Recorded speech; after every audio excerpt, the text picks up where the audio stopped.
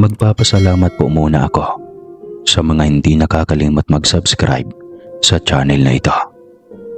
Kung sino ka man ay sana'y pagpalain ka palagi at hindi mauubusan ng swerte. Mag-umpisa na tayo. Masama ang pagkaramdam ko na bumangon ako sa aking kama. Pakiramdam ko, lalagnatin na ako at babagsak ulit sa kama anumang oras. Nag-aalala ako sa isiping baka resulta na iyon ng kulang sa pahinga. Paano naman kasi? Nagpapabilib ako sa aking boss. Umaasa ako na itataas ng aming CEO na si Mrs. Aurora Alcantara ang aking posisyon sa opisina bilang isang event manager. Hindi madali ang magpuyat at halos ibuhos ang lahat ng enerhiya para sa ikakaganda ng sariling trabaho. Katatapos ko lang sa kolehiyo nang mapabilang ako sa mga estudyanteng sunerteng may rekomendasyon para sa trabaho. Hindi sa nagmamayabang. Isa ako sa matatalino sa aming klase. Nag-iisang anak lang ako ng mag-asawang Dr. Luigi Cruz at Attorney Samantha Sandoval Cruz. Kagaya ng aking mga magulang, pinagsisikapan ko ding maging kilala sa larangan ng bawat karerang taglay namin. Gusto ng mga ito na manahin ko ang mga kakayahang mayroon ang aking mga magulang. Ngunit hindi naman nangyari.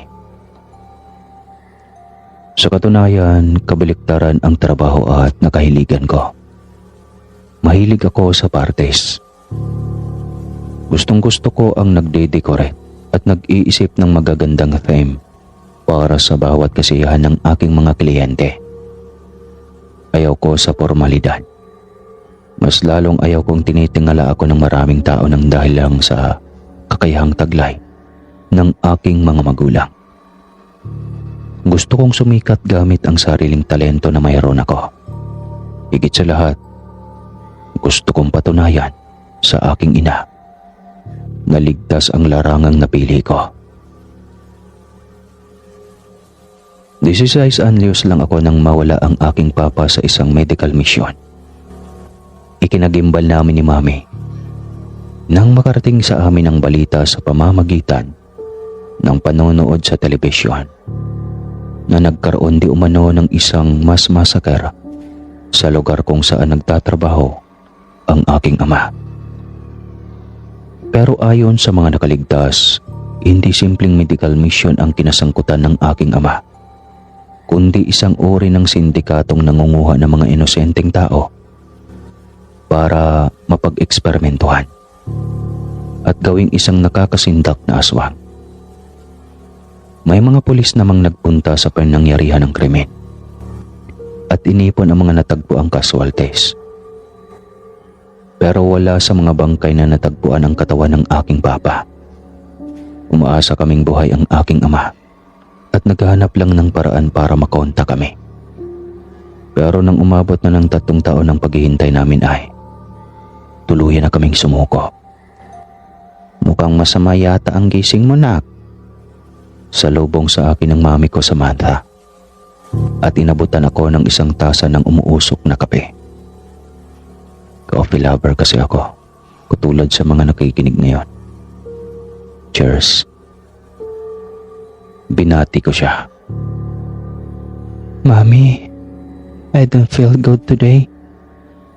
Parang bata akong sumbong at kumapit sa braso nito. Sos, naglalambing na naman ang baby damulag ko. Kantsaw ni Mami at iginaya ako sa mesa. Saglit niya akong iniwan at kinuha ang kakain lang na sinangag tsaka dinala sa mesa. Sinapo ko ang sariling noo at hinaplos ang nakapunitil kong buhok. Sinat lang to, ma'am.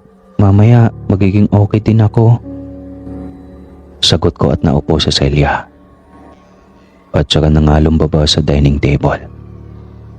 Pinagmasdan ko ang mga pagkaing nakahain sa mesa. Gustong gusto ko sanang mag-breakfast, pero malilit na kasi ako. Ma'am, pwede mo ba akong ihatid mamaya sa office? Nakapaut ang lips kong sabi na napangiti sa aking mami. Ito lang naman ang paglalambing ko sa aking ina kapag masama ang aking pagkaramdam. Saglit niya akong tinitigan at maya-maya, bigla na namang nagbago ang reaksyon niya. Bumuntong hininga si ma'am, tsaka napaupo na din sa selyang nasa tapat ko. Look, Ilaya, alam kong mahalaga sa iyo ang trabaho mo. Pero hindi ba't may karapatan ka naman sigurong magpahinga? God, you look stressed. Pwede ka namang magbakasyon, di ba? At mas bumigat na nga ng tuluyan ang pagkaramdam ko.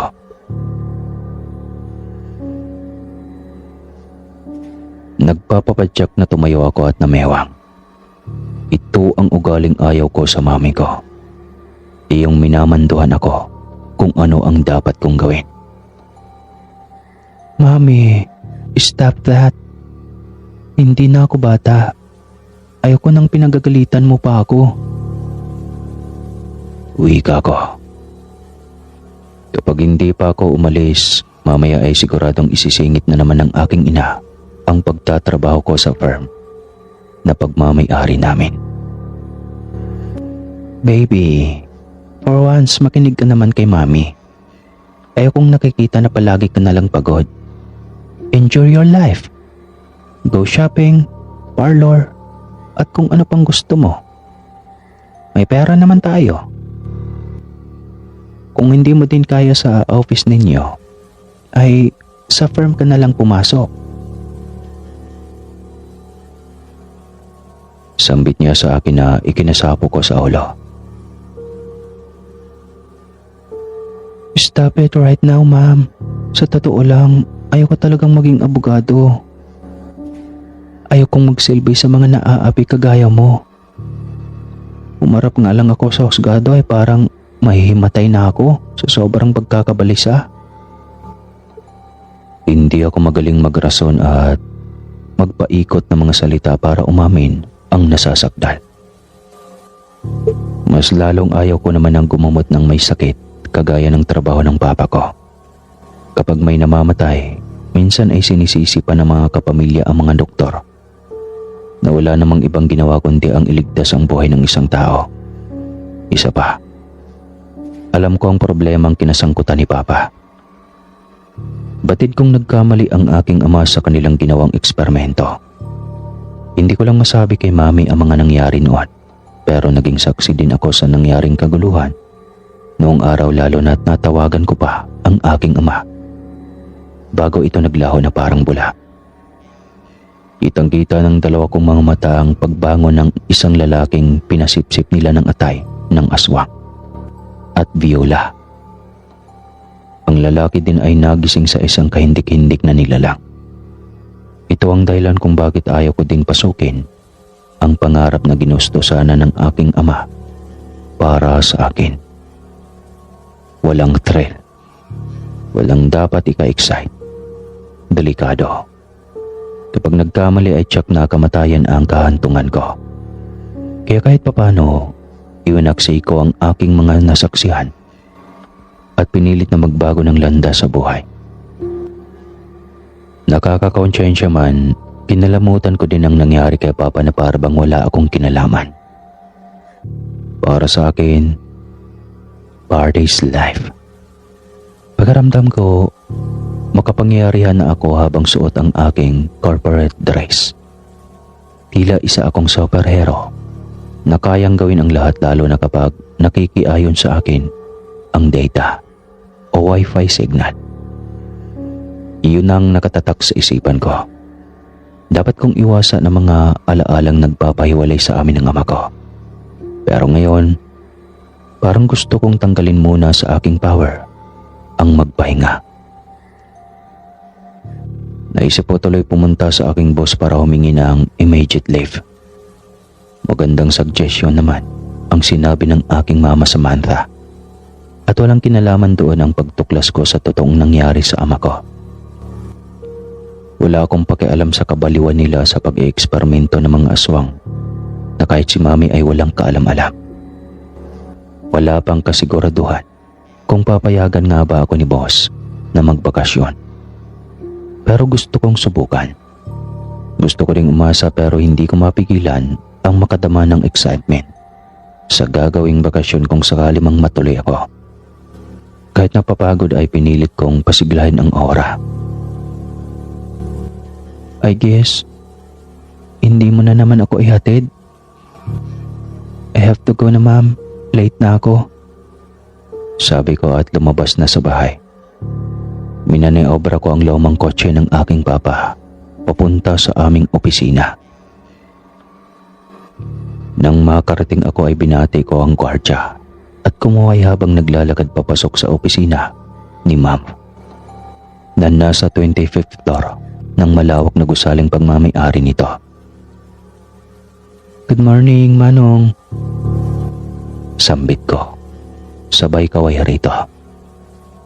Kumatok ako ng 3 beses tsaka binuksan ang pinto para pumasok. Good morning, boss. Bati niya na ikinatingala nito mula sa pagkakayuko sa sandamakmak na papeles sa harapan nito. Umagang-umaga pa lang ay abala na ang aking amo sa dami ng papeles na kailangan niyang pasadahan ng review tsaka pepermahan. Nanlaki ang mga mata ni Ma'am nang makita ang aking itsura. Sa edad nitong 48 years old, ay napakabata pa din itong tignan. A slender, sophisticated, and tall woman. Makapal ang makeup nito, pero sa halip na magmukhang rainbow, kagaya ng mga matrona ay hindi ko maipaliwanag kung bakit mas bumata ang mukha nito. She looked powerful in her corporate clothes. Pero kabaliktaran ito sa kanyang tunay na ugali. Aurora is a very attentive listener. Masyado siyang concerned sa kapakanan ng iba. Ilang beses ko na itong napatunayan, lalo na kapag pumapasok ako sa trabaho na mukhang problemado o di kaya ay may bigat na dinadala sa dibdib. She is also a good advisor, kaya nagtagal ako sa trabaho. Oh my God, you look exhausted. Yeah, umaga pa lang. Is there something wrong? Nag-aalala ka agad nitong tanong nang makaupo ako sa upuan sa harap ng mesa nito. Sa totoo lang, Aurora is way better than my mom. A good role model sa lahat ng bagay. Ipinilig ko ang aking ulo. Hanggat maaari, ayoko nang alalahanin ang masakit na nakaraang naging dahilan ng pagkawala ng papa ko. Hindi ko dapat ipinagkukumpara ang dalawang babae. Bumuntong hininga ako at tumitig kay Aurora. Eto na, kailangan ko ng lakasan ang loob ko para magpaalam. Ngumiti muna ako at saka tumikhim bago nagsalita. Gusto ko pa sanang magpaalam, boss. I need a vacation. Walang kakurap-kurap kong sabi. Natigil sa tangkang pagsagot si Aurora nang bumukas ang pinto ng kanyang private room at iniluwa ang isang matangkad at gwapong lalaki. Nagulat ako nang makita ito.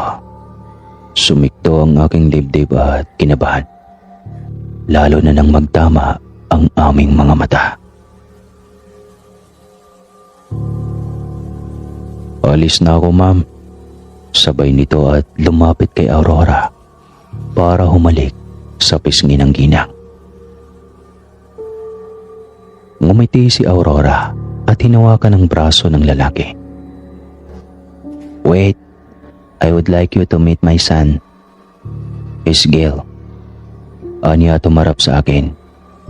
And the girl just said, Hi. Naginantihan ko na kaagad ng matipid ng ngiti. Nice to meet you, Sir Gail. Nang umalis ang lalaki ay hinarap na akong muli ni Aurora. Alam kong pagod ka na. and you need a rest. Pero wag naman sanang matagal. Alam mong kailangan kita dito sa office.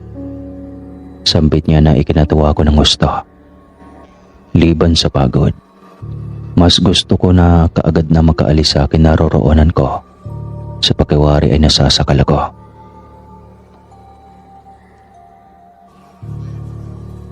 Lingid sa kaalaman ni Ma'am Aurora. Magkakilala na kami ni Gel. Wala siyang kamalay-ngalay na si Gel ay dati kong kasintahan. Yes, he is my ex. At nagkahiwalay kami sa iisang dahilan. Siya ay isang aswang. Hindi ko sinasadyang matuklasan ang bagay na iyon, kaya kinamumuhian ko ang aking sarili. Muntikan ko nang ipagkatiwala sa kanya ang lahat-lahat sa akin. Mabuti na lang nagawa ko pang ayusin ang aking pag-iisip. Nagawa ko pang ipaalam sa aking sarili na hindi kami pwede. Tao ako, samantalang siya ay aswang na ang turing sa akin ay isang pagkain. Humantong na kami sa kumprontahan, pero sa bandang huli, nagkahiwalay pa din kami. Hindi ko kayang matulog habang iniisip ng aking kasintahan kung paano niya madudukot ang aking puso at malalantakan. Iwinaksi ko na ang alalahaning iyon at umuwi na ng bahay. Nakangiti akong inihanda ang aking mga gamit saka natulog ng maaga. Aalis ako kaagad kinabukasan. Unang pagkakataon kong bumiyahing mag-isa, kaya kinakabahan ako. Pero nakaramdam din naman ako ng matinding excitement habang hinihila ang aking kulay pulang maleta papasok sa engranding entrance ng airport. Bago pa man ako tuluyang makalayo, lumingon akong muli sa likuran at nakita ang masayang pagkaway ng mami ko. "Enjoy your vacation, baby!" Sigaw pa nito na ikinailing ko na lang dahil sa taglay na kakulitan ng mama ko. Kung alam lang ng mga nagdaang kliyente ang tunay na ugali ng isang Samantha Cross, tiyak maguguluhan ang mga tao kung bakit at paano naging isang lawyer ang napaka-childish na babaeng naging katuwang ko sa lahat-lahat. Naging karamay sa pagkawala ni Daddy at syempre, pinaglilihiman ko tungkol sa usaping aswang. "Bye, Mami," sabi ko at kumanti ng kaway rito. Kung buhay pa sana ang daddy ko ngayon, marahil magkasama kaming tatlo sa pagbabakasyon. Biglang napalis ang aking ngiti nang maalala na naman ang papa ko. Alam kong pinagsisihan ng aking mami ang gusot sa pagitan ng relasyon nila ni papa. At nararamdaman ko naman na bumabawi ito para mas magiging masaya sana kami kung kasama namin ang aking ama. Narinig ko pa na may ibinili nito. Hindi ko na sinagot ang kanyang sinabi at nagpatuloy na sa paglalakad papunta sa waiting area. Malapit lang naman ang Cebu at makakahabol ang aking mami anumang oras nitong naising sumunod. Komportable akong sumandal sa aking upuan nang makapasok kami sa loob ng eroplano. Marami akong iniisip kaya hindi ko na napagtuunan ng pansin ang isang lalaking halos hindi na kumukurap sa kakatitig sa akin. Nang maramdaman ko ang pag-usad ng eroplano ay ipinikit ko na ang mga mata para umidlip. Sigurado akong maya-maya lang ay lalapag na ang sasakyan namin at magpapatuloy na ako sa aking bakasyon sa lugar na ngayon ko lang mapupuntahan.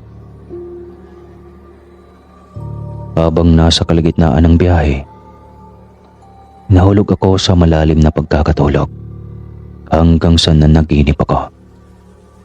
Naglalakad daw ako sa isang bakanting kalsada, walang katao-tao. May mga sirang bahay at gusali. May pinagmula ng sunog at matinding trahedya na hindi ko maintindihan kung bakit alam ko sa kaibutura ng aking puso, pero nahihirapan naman akong hulaan kung bakit ako naroon. Sa madaling salita, alam ko na kaagad ang nangyari sa lugar na iyon. May tao ba dyan? Maring sigaw ko. Wala man lang sumagot sa akin pero natanaw ko ang isang gusaling iyon sa may di kalayuan. Hindi ko mataya kung maaga na ba o tanghali dahil makulimlim ang langit kahit maliwanag ba. Gayunpaman, alam kong may kakaibang nangyayari ngayon sa loob na kailangan kong malaman. Kahit walang kasiguraduhan ay pinasok ko ang gusali na laking gulat ko ay gumagana pa pala. Sa kabila ng katotohanan na marami ng sira ang paligid. Humantong ako sa isang laboratorio. May mga malalaking cylinder kung saan may nakasilid na tao. Mga aparatong nagdudugtong sa buhay ng mga ito at iba't ibang uri ng kimikal na sa hula ko ay isa sa mga sangkap para mas lalong gumanda ang isang eksperimento. May tao ba dyan? Mahinang tawag ko. Tahimik ang kabuuan ng gusali maliban sa naririnig kong tunog mula sa mga aparato. Alam kong kakaiba ang mga bagay na naroon pero hindi ko naman magawang hulaan kung ano ba talaga ang nangyayari sa lugar na iyon. Nang makapasok ako sa malawak na gusali ay tila may pumipigil sa akin para makapag-isip. Kaya naman gayon na lang ang pagtalon ko sa gulat nang makita ang isang pamilyar na taong kahit minsan ay hindi ko inaasahang makikita pa. Mare, anak. Mulagat na napatitig ako sa taong kay tagal ko nang hindi nakikita. Kahit kailan ay hindi ko siya inaasahang magpapakita pa kahit sa aking panaginip. Papa?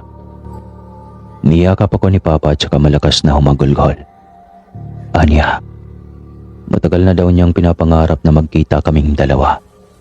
Ngunit bakit daw sa panaginip pa kami kailangang magkita? Alam mong panaginip lang ito, Papa. Tumangaw si Papa sa aking tinanaw. Sinabi niya, dahil sa dami ng kanyang imbensyon, ay napapasok niya pati panaginip ng mga tao.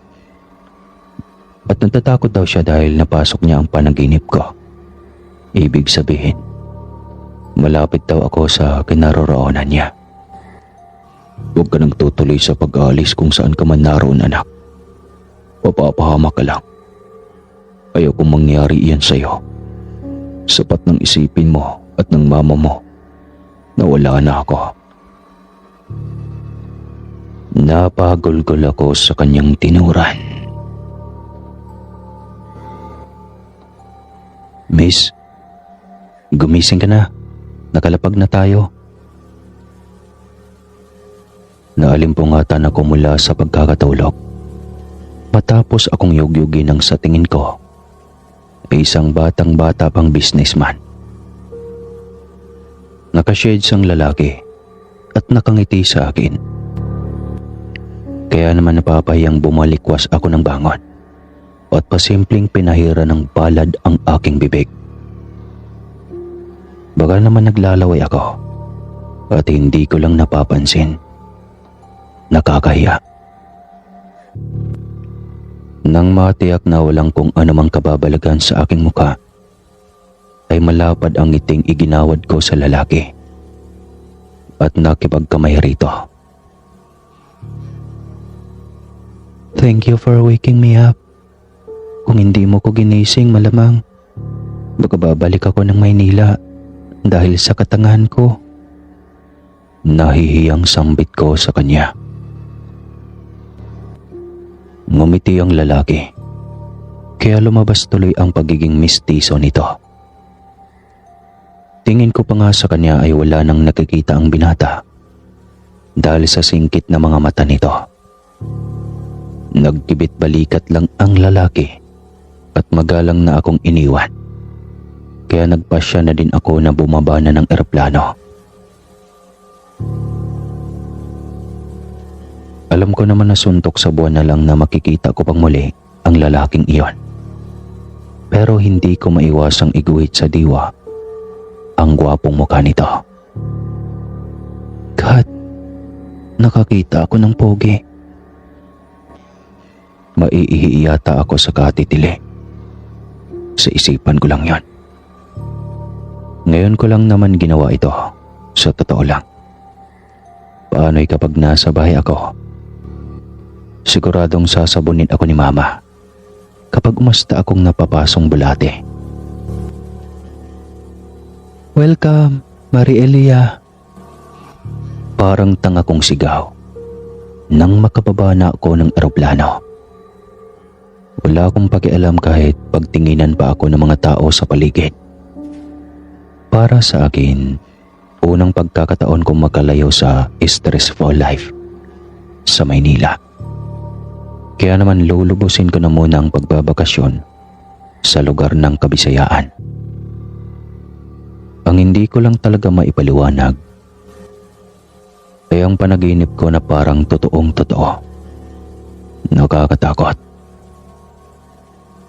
Hinila ko na ang maleta nang maglakad ako palabas ng airport. Nang makalabas ay pinagtawanan pa ako ng naroong kasabayan kong mga pasahero din nang matapilok ako dahil sa taas ng takong ko. Namumula ang mukhang tinignan ko ang mga ito at sinimangutan. Aba, ang daming itsosera. Inggit kayo, te. Wika ko at confident na naglalakad na para bang walang anumang nangyari. Pakialam ko ba sa kanila? Umara na kaagad ako ng taxi dahil wala namang susundo sa akin. Maraming tao ngayon sa syudad. Palibhasa may ginaganap na festival.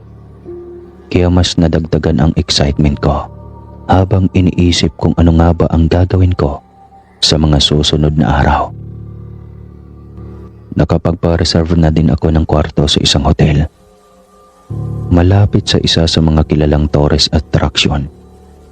Kaya makakapagpahinga na ako kaagad pagdating. Pagkarating sa nasabing hotel, nanlaki pa ang aking mga mata nang makita ang lalaking kanina ay gumising sa akin sa loob ng eroplano. Kabababa lang nito sa napakagarang kotseng sinakyan nito. Kinilig akong bigla sa aking nakita. Feeling ko, kasing pula na ng kamatis ang aking pagmumuka. Yung hinog na kamatis Napasingap ako at inihanda ang sarili. Tsaka nilawakan ng itimbero na paatras ako kaagad. At walang nagawa kundi ang mapakamot ng ulo. Nang lagpasan ako ng lalaki. Hindi ko alam kung bakit parang hindi yata ako nakilala. Dahil kung makatingin ito, parang hindi kami nagkita kanina. Hindi ko na lang siya pinansin at nagtungo na sa receptionist para mag-inquire sa pinareserve kong kwarto. Nginitian ako ng isa sa mga staff at binati. Welcome to back and front of hotel, ma'am. How may I help you? Maggiliw nitong bungad sa akin. Kaya ginantihan ko din ito ng mas matamis na ngiti. At tinanong ang tungkol sa aking reservation. May pinabook ako nung isang araw na ngayon ako darating. Sambit ko kaya mabilis na hinanap ng receptionist ang aking pangalan sa kompyuter. Pinakita ito ng babae sa akin para permahan. Magilaw na nagpasalamat ako. Pagod na pagod ako sa biyahe, kaya sabik na akong tignan ang aking room na pinagbuhusan ko ng 1 buwan kong sweldo. Binabati ko ang ilan sa mga staff na nagkukumpulan sa gilid at hindi sinasadyang narinig ko ang kanilang pinag-uusapan. Grabe, kawawa naman ang isang guest natin. Ano?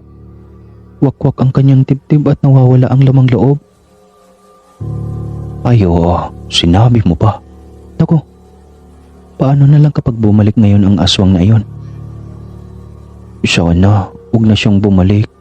Hindi ako makapagtrabaho ng maayos dahil sa takot. Kinabahan ako kaya napahinto ako sa paglalakad. Tsaka biglang sumabat sa kanilang usapan. Sorry sa pagsabat pero narinig ko kasi ang pinag-uusapan ninyo ngayon lang. Totoo ba ang sinasabi ninyo? May aswang na gumagala sa lugar na ito? Dito sa mismong hotel? Nanlalaki ang mga mata ng staffs at hindi makapaniwala sa tinuran ko. Siguro napag-usapan na nila ito na huwag ipaalam sa mga guest. Kaya ganoon na lang ang takot nila nang marinig ko sila. Kaso lang, nagmamadaling iniwan na nila ako. Kaya wala akong nagawa kundi ang mapailing na lang. Nagpatuloy ako sa paglalakad papunta sa aking tutuluyan. Napanganga ako sa ganda ng aking kwarto. Nang buksan ko ang pinto ay otomatikong nagbukas ang aircon, mga ilaw, pati na ang television. Amoy na amoy ko pa ang mabangong aroma ng nakahain na pagkain na para bang kalalagay lang nito doon, kasamang isang bote ng red wine na may nakalagay pang card. Nilapitan ko ito at binasa. Compliments for the management? Muli kong tiningala ang kabuuan ng silid. 1 linggo akong mananatili doon at magre-relax. Bigla akong lumundag sa kama at nagsisigaw. Ay, ang sarap mag-dive sa kutsyon. Ang lambot. Nagniningning ang mga mata kong wika habang nakatitig sa salaming kisame. Mula doon ay nakikita ako ang aking kabuuan. At baka sa mukha ko ang labis na tuwa. Kinikilig ako ng gusto sa bakasyon na tinatamasa ko ngayon. Magpapaspa, swimming at shopping. Marami akong mga bagay na gustong gawin. Kaya naman balak kong isa-isahin ang mga ito sa pagdaan ng mga araw. May 1 linggo ako para magliwaliw at magwaldas ng pera. Kulay dilaw ang aking biddings. Mga kagamitan pati na ang banyo. May malaki pang bathtub at may terrace na nakatago sa isang malaking sliding door na nakadungaw sa kabuuan ng buong syudad na kinaroroonan ko ngayon. Naisipan kong lumabas doon at sinamyo ang simoy ng hangin. Ang ganda! Sigaw ko. Oo nga at medyo sumusunod na sa pagiging polluted area ng Manila ang syudad na ito. Pero hindi ko maiwasang mamangha sa lahat ng magagandang bagay na nakikita ng aking mga mata. Kasing liit na yata ng langgam ang mga sasakyan sa baba.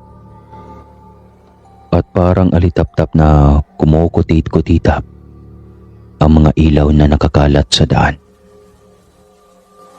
Mas masaya siguro ako kung kasama ko ang aking pamilya. Pero napalis kaagad ang ngiti sa labi ko nang maalalang nag-iisa na lang pala ako. Wala na nga pala akong papa. Ang mami Sam ko naman ay hindi ko maintindihan kung concern ba talaga sa akin o hindi. Na-request nito na magbakasyon ako para makapagpahinga. Pero tingin ko sa ginagawa nito ay itinataboy niya ako. Palagi nitong sinasabi na babawi sa lahat ng pagkukulang sa akin. Pero palagi naman itong busy. Walang nangyayari sa pangako niya sa akin. Kaya pait lang isiping si Papa pa itong nagpapakita sa akin sa panaginip. Para sabihing miss na ako. Kung sana lang buhay pa ang daddy ko. Siguro ibang sitwasyon ang kinasadlakan ko ngayon. Siguro tumatawa ako kasama ang aking mga magulang. Napakaraming what ifs akong gustong itanong sa buhay ko. Kung naiba nga lang ang sitwasyon namin. Nabuhay ako na trabaho at bahay lang ang routine sa araw-araw. wala akong kaibigan at lalong hindi kami close ng ex ko. Nailamos ko ang aking muka. Hindi ko alam kung bakit nairita ako nang maalala si Gail. Hindi ko na siya dapat na inalala pa. Katulad ng ibang mapang-abusong lalaki. Manloloko si Gail. Hindi siya natakot sa laki ng pagmamahal ko sa kanya dahil nagawa niya akong ipagpalit sa iba. Swerte lang niya kasi hindi ko nakita ang babaeng ipinalit niya sa akin. Kung nagkataon, baka nakita niya kung paano ko ito sabunutan sa kanyang harapan. Tinalikuran ko na ang napakagandang view at nagtungo na sa loob ng kwarto. Kung gaano kasarap magpahangin sa labas, napagtanto kong maganda din pala sa loob. Napangiti akong sinipat ng tingin ang malaking sofa. Tila ba nag-aanyaya itong upuan ko naman. Nalilito tuloy ako kung alin sa kama o sa sofa ang kailangan kong pagdiskitahan. Sa bandang huli, nagdesisyon ako. Pagis kong itinampon ang sarili sa kama. Dahil sa lambot niyon ay tumalbog-talbog ang katawan ko. Nang matigil ng paggalaw ay pati pa akong tinitigan ng sarili sa kesameng gawa sa salamin. At pinalis ang lahat ng alalahanin sa isip. Ano ba ngayon kung mag-isa lang ako? Marami ng taong nagbabakasyong mag-isa pero sobrang enjoy ng makauwi sa mga tahanan nila. Ganoon din ang gagawin ko. Habang inaalala ang mga gagawin ko sa buong linggo, hindi ko na namamalaya na dahan-dahang bumibigat ang talukap ng aking mga mata hanggang sa ako ay makatulog. Muli, dinala na naman ako sa aking naudlot na panaginip. Nasa laboratorio na naman ako. Nakatayo sa gitna ng isang malapad na mesang may nagkalat na gamit. May mga malalaking cylinder kung saan may nakasalid na tao. Mga aparatong nagdudugtong sa buhay ng mga ito at iba't ibang uri ng kemikal na sa hula ko ay isa sa mga sangkap para mas lalong gumanda ang isang eksperimento. Sa pagkakataong ito, may ipinapakita na naman sa akin si Papa. Ganito ang ginagawa namin sa mga pasyente namin, anak. Tinuturukan namin ang pampatulog bago isilid sa malalaking glass box at ibababad sa kemikal. Kailangan niya makasurvive ng halos 10 araw bago siya tuturukan ng mga dugo na nakalap namin sa mga aswang. Pinakamalakas ang mga aswang na gabunan dahil nagagawa nilang magpalit ng anyo sa simpleng paraan. Kadiri naman ang trabahong iyan, Dad. Wika ko na tinawanan naman ng aking ama. Oo, nakakadiri daw. Pero doon siya nabubuhay kapag hindi niya ginawa ang bagay na iyon. Kami naman ang pagbabalingan ng mga taong may hawak sa kanya. Hindi niya daw na maatim na mapahama kami. Kaya kahit miss na daw niya kami ay titiisin niya. Maging maayos lang ang buhay namin. Napaluha ako dahil doon. Natatandaan ko, niyayakap ako ni Papa hanggang sa makaramdam ako ng panghihina na animoy mawawalan ako ng malay. Bandang 8:00 na ng gabi nang magising ako. Bumangon ako at pupungas-pungas na nagtungo sa banyo para maligo. Bala kong maghapunan na lang para matulog ulit. Bukas na ako pupunta sa mga mall para mamili ng damit at mamasyal. Nang makapasok ako sa banyo ay napangangana naman ako. May sarili itong bathtub at hot and cold shower. Napakaraming mamahaling sabon at shampoo pa na pagpipilian. Napangiti ako at tinitigan ang mukha sa malapad na salamin. Ang ganda ko talaga. Puri ko pa sa aking sarili. Kahit sa totoo lang, naaalibadbaran ako. Hindi ako sanay na pinupuri ang sarili ko. Pero may mga bagay kasi na mas gusto kong gawin. Total, nag-iisa lang naman ako sa kwarto. Tumunog ang aking tiyan, kaya kaagad na akong nag-asikaso. Nagmamadali akong nagbihis ng isang simple, eleganteng bestida. Ito ang natutunan ko sa aking boss. Hindi naman daw mahalaga kung walang borloloy ang isang babae. Basta magaling lang magdala ng damit. Kaunting make-up at flat sandals lang ang aking isinuot bilang kapare sa bestida. Tsaka ko napagdesisyon ng lumabas ng aking kwarto. Habang naglalakad sa makintab na hallway, isang pamilyar na mukha ang nakita kong kalalabas lang din ng kwarto nito. At umalingasaw sa bango. Kagaya ng dati. Ang ex kong aswang na si Gil. Taas kilay na tumitig ako sa kanya at saka nagbalak na umatras. Kaso lang huli na para umatras pa ako.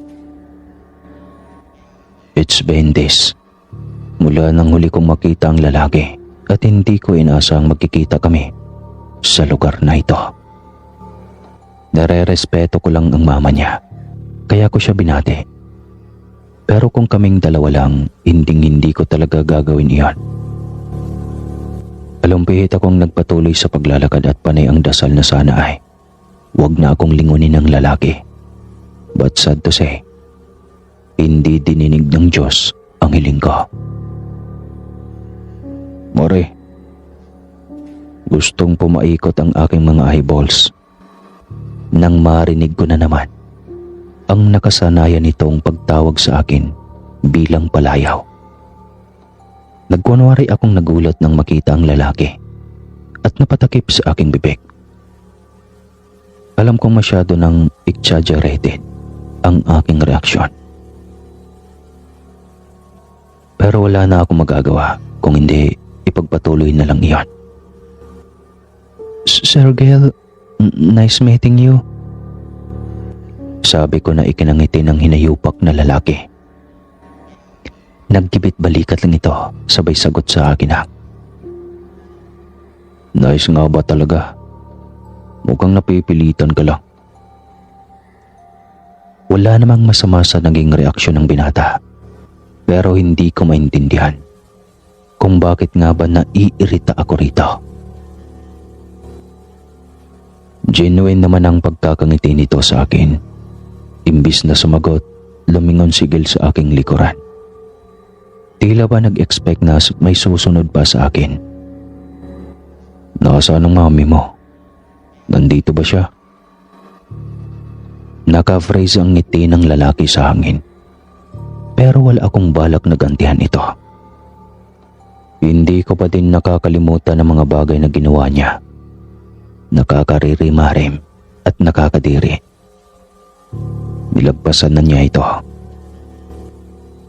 Excuse me, nagugutom na ako. Kailangan ko nang umalis. Hindi ko na hinintay pa na sumagot siya sa akin. Habang naglalakad ako papunta sa elevator, ay sinasabayan ako ng lalaki. Panay pa ang ngiti nito sa akin na hindi ko naman ginagantihan. Wala namang masama kung saglit lang akong magpakitang tao, pero wala naman talaga akong balak maging mabait rito habang buhay. Sa totoo lang ay may nakaraan kami ni Gil. Isang nakakasindak na nakaraan na ayaw ko na sanang maalala. Nakangiti akong huminto at hinarap si Gil. Wala ka bang sariling lakad o sinusundan mo talaga ako? Tanong ko sa lalaki na ikinahilaw ng ngiti nito. Hanggat maaari ay ayaw kong maging harsh. Pero hindi ko kasi maiwasang mayamot sa ginagawang pagsabay sa akin ng lalaki. Pwede naman tayong sabay na maghapunan. For all time's sake. Diba? May pinareserve na akong table sa ating dalawa. Kani-kanina lang nung makita kita. Sagot niya na ikinahinga ko ng malalim. Siguro kailangan ko nang maging prangka para wag na niya akong pakialaman pa. Pasyensya na, Gil. Mas gusto ko kasi ang mag-isa kaysa sa makisabay sa'yo. Kaya ko namang pasayan ang bakasyon ko kahit nag-iisa lang ako. Sambit ko na ikinatigalgal ng ex ko. Manloloko. Pustahan kami, mamayang gabi. Kapag bumilog na naman ang buwan ay magiging halimaw na naman ito. Alam kong natigilan si Gel dahil sa nanigas ang panga nito matapos marinig ang aking sinabi. Pero seryoso ako at hindi naman talaga ako sanay na nag-iisa. Ayoko lang talagang makasama si Gel. His presence makes me uncomfortable. At baka samot-saring alalahanin lang ang ibibigay nito sa akin. Oras na hinayaan ko ang lalaki na makasama sa paghahapunan ko. Hindi ko na siya inantay pang sumagot. Nagsisimula na naman kasi ang nagre-rigudon kong dibdib dahil sa pagpipigil ng emosyon. Matabang ko siyang initian at pinigilan sa tangkang pagsunod sa akin. Please, stop following me. Kahit hindi mo ko intensyong sundan. Sabi ko, tsaka nagmamadaling pumasok sa loob ng elevator at hindi na hinayaang makasunod pa ang binata. Mabuti na lang at hindi na ako tinangkang sundan pa ni Gil. Kaya napanatag ang loob ko. Alam kong hindi maganda ang aking ginawa sa lalaki. Pero iyon ang pinakamabuting gawin. Ayoko nang ipahiya pa ang lalaki sa madla. Kaya kagaya ng ginawa ko sa kanya noon. Ayoko nang ipagkalat ang pagiging aswang niya. Dahil namumuhi na ako sa sarili ko. Pagkarating ko sa restaurant, kaagad kong tinungo ang table na ipinareserve ko at naupo doon sabay basa sa menu. Sinuyod ko ng tingin ang paligid. Ang dami palang tao rito. May foreigner.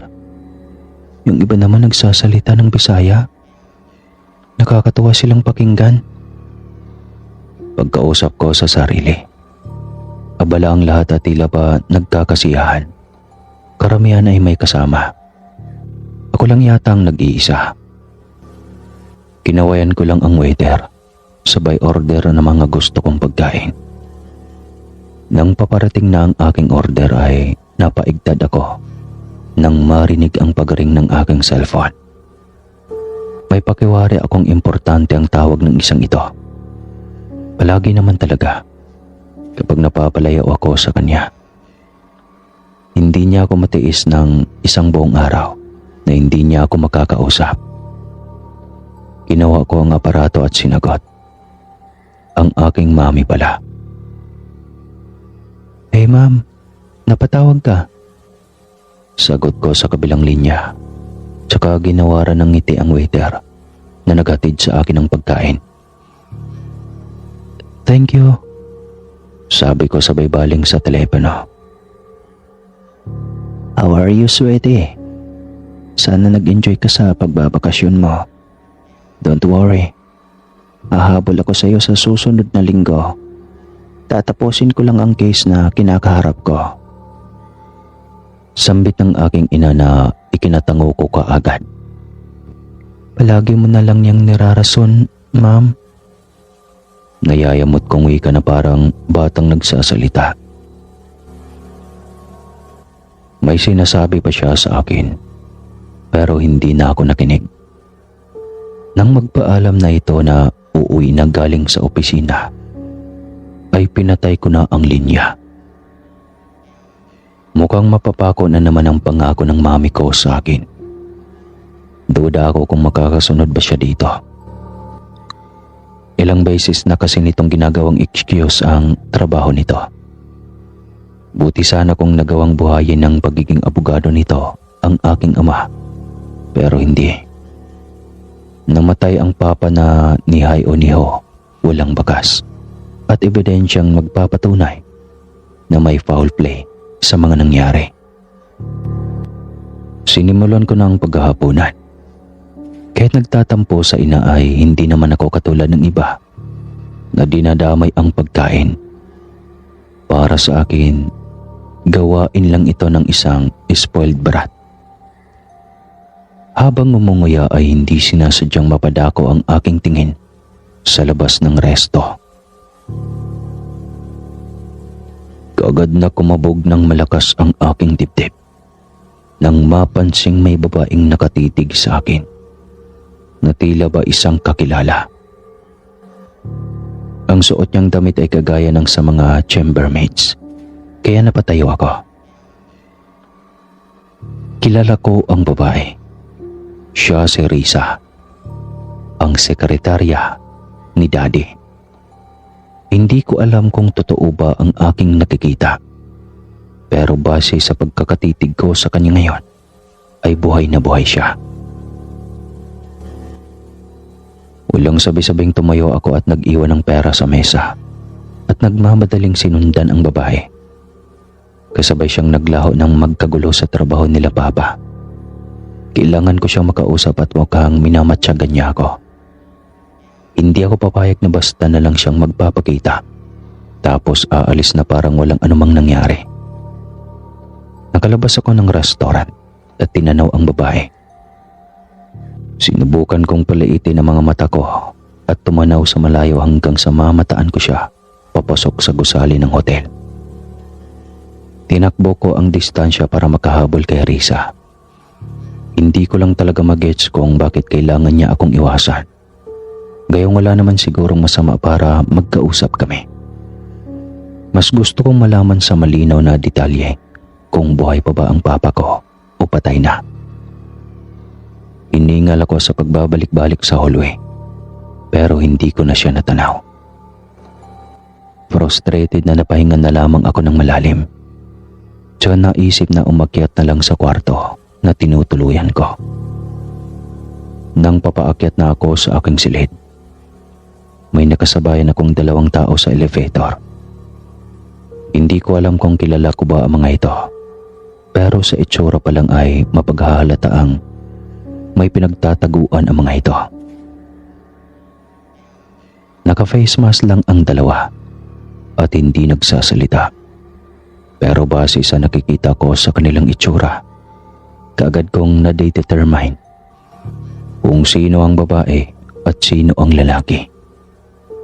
Gusto ko pa sanang titigan sila, pero bigla akong nailang matapos makapagtitigan sa akin ang isa sa mga ito.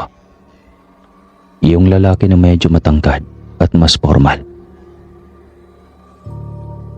Medyo may edad na ang lalaki at nararamdaman kong pamilyar sa akin. Lamang ay hindi ko maaninag ang mukha niya dahil natatakot akong tumitig sa kanya. Medyo kailangan ko kasing iwasan na makasalubong ng tingin ang 2 ito at baka katayin nila ako ng buhay. Lalo na't narinig ko ang mga pinag-usapan ng mga staff kanina sa hallway. Mamaya mga aswang pa pala ang mga ito. Iisang floor lang din ang pinagbabaan namin, pero napangiti ako nang makitang pinauna pa nila ako sa paglabas ng elevator. Mauna ka na, iha. Nagmandali tuloy ako sa pagpasok sa aking silid habang nagpipigil sa pagkatumba. Bigla kasing nanginig ang aking mga paa nang makitang pamilyar ang mga mata ng 2 taong iyon. Naalala ko sa kanila sina Papa at Risa. Mabuti na lang may kandila akong hindi nawawala sa aking mga bagahe. Tapos dala-dala ko pa ang picture ng aking ama. Sobrang lamig kanina sa elevator, pero ngayong nasa kwarto na ako, pinagpapawisan ako ng sobra. Kahit may aircon naman. Kaagad akong nagtirik ng kandila at isinandal ang picture ni Papa. Nagdasal ako ng taimtim, tsaka nagsalita kahit nag-iisa. Papa, kung talagang namimiss mo ako, sa panaginip mo na lang ako dalawin. Huwag na sa totoong mundo. Ayoko makakita ng multo. Nanginginig ko pang dasal habang inaalala ang mga eksena kanina. Kahit ako ang nasa harapan ng 2 taong iyon, alam kong ako ang tinitignan nila. Tsaka nagsasalita man ang mga ito, ay hindi naman gumagalaw. Hindi ko tuloy maintindihan kung bakit biglang tumahip sa lakas ng kabog ang aking dibdib. Matapos kong ma-encounter ang dalawang taong iyon, nararamdaman kong pamilyar ito sa akin at nakaramdam din ako ng balisa. Kinaumagahan, 6:00 pa lang ay gising na ako. Sa halip na mag-shopping, naisipan kong magpunta na lang muna sa spa para mag-relax at magpamassage. Sisipol-sipol akong lumabas ng kwarto nang may makita akong dalawang babaeng nauunang maglakad sa akin sa may hallway. Hindi ko alam kung anong klaseng event ang dadaluhan ng dalawa dahil pareho silang naka-hospital dress. Sumakit saglit ang ulo ko dahil nagmumukhang pamilyar sa akin ang kanilang mga damit na para bang nakita ko na sa kung saan. Lamang ay hindi ko maalala kung saan banda. Habang naglalakad, panay ang bulungan ng dalawa kaya hindi ko maiwasang makinig sa pinag-uusapan nila. Ilan ba ang kailangan nating makuhang pasyente ngayon? Mga 3 sana. 2 lalaki tapos 1 babae. Ay alam ko na. May nakita akong magandang babae kanina. Ito na lang ang hihikayatin kong sumama sa akin. Kailangan natin ng panibagong madadala sa laboratorio. Kapag ganoon ay hindi masasaktan si Doc. Mas lalo akong namutla sa aking narinig. Ano kaya ang pinag-uusapan nila? Sinusubukan ko pang mas lumapit sa kanila.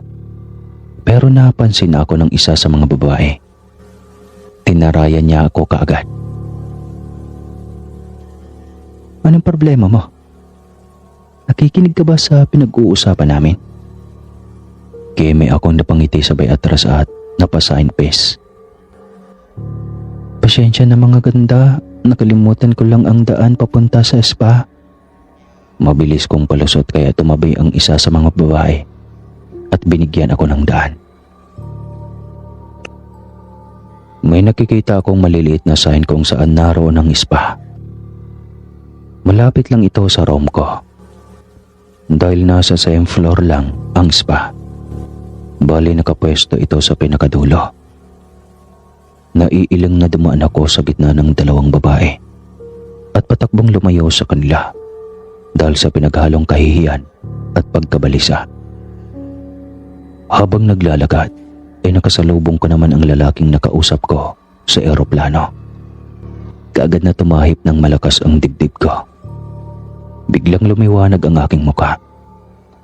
Matapos kong masilayan ang ngiti ng lalaki. Mas lalong sumingkit ang mga mata nito kaya duda na ako. May lahing inchik ang lalaki. Hi. Nahihiya akong wika at namumulang hinawakang maigi ang bitbit kong cellphone at wallet. Hindi ko alam kung bakit matindi ang paghanga ko sa lalaki. Pero dahil sa malakas ang loob ko, ipinakita ko sa lalaki ang pinakamatamis kong ngiti na alam kong nakakapanghina ng tuhod. Tumikhim ang lalaki at saka nagsalita. Teka, ikaw ang babaeng ginising ko sa eroplano, di ba? Nung nakaraang araw? Kay tamis na ngiti ang iginawad nito sa akin na ikinasabog yata ng kalandian ko sa buong katawan. Hindi kasi ako yung tipong mahinhin, kaya sumagot ako kaagad na tipong hindi naman nagbibigay ng motibo. Pero sinasabi ko ang saloobin ng wala nang paligoy-ligoy pa. Yes, gusto sana kitang pasalamatan sa paggising mo sa akin noon. Nahihiya kong wika na ikinatawa ng lalaki. Oh, nakapagpasalamat ka na sa akin, miss. Natutuwang wika ng lalaki kaya naman tumabingi ang ngiti ko. Tumangaw-tangaw na lang ako at nag-isip pa ng sasabihin sa lalaki.